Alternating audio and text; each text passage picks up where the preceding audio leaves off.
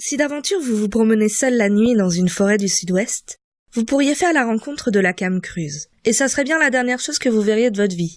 Car ce monstre qui court plus vite que tout le monde est réputé pour surgir de l'obscurité et dévorer les enfants passages et les imprudents qui se risquent dans les endroits sombres, inquiétants et interdits.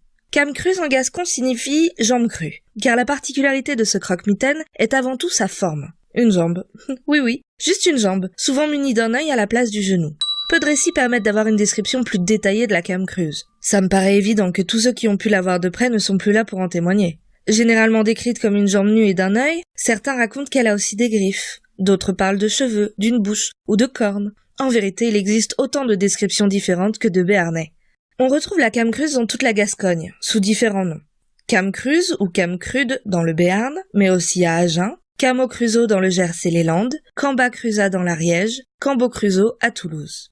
Comme toutes les histoires folkloriques, il est très difficile de retrouver son origine. Il existe pourtant 3 histoires qui pourraient en être la source. D'abord, il y a l'histoire du dieu celte Lugh, qui est représenté avant la bataille de sa main, sautant à cloche-pied, un œil fermé et agitant un seul bras. Il y a aussi le conte de la Goulue, qui raconte l'histoire d'une jeune fille qui adore la viande crue et qui se met dans de terribles colères si elle n'en a pas. Un jour où ses parents partent en ville et oublient de lui rapporter un petit encas saignant, il décide de faire un crochet par le cimetière et vole la jambe d'un cadavre fraîchement enterré qu'il serve à la jeune fille. Le lendemain, le mort vient réclamer sa jambe, entraîne la Goulue jusque dans sa tombe et la dévore à son tour. Et puis il y a le conte de la jambe d'or, qui raconte l'histoire d'une riche femme d'Agen qui, après s'être fait amputer de la jambe, reçoit de son mari une jambe en or.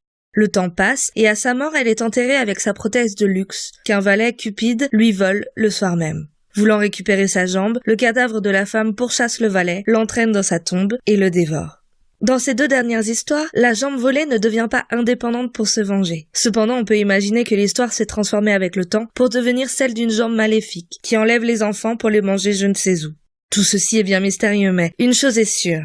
Si par malchance vous vous trouvez né à genoux avec la Camcruse, vous n'aurez qu'une option. Prendre vos jambes à votre cou, avant qu'elle ne le fasse elle-même.